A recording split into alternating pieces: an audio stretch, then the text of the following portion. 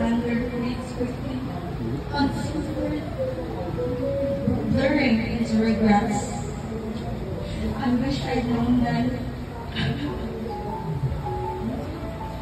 Like hating nature.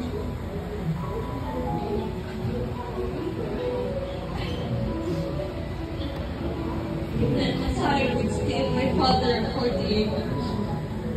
The empty chair. A constant reminder.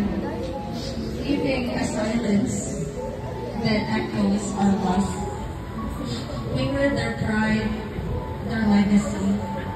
What we gave when heartache instead. Their questioning looks, a silent plea. What did we do wrong? They seem to ask.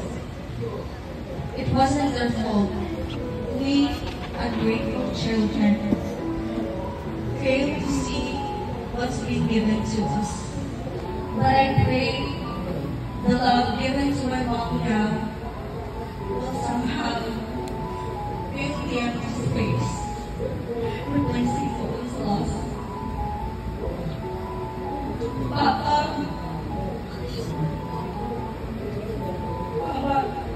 I'll be better. I'll be better. I'm sorry. Thank you, and I love you.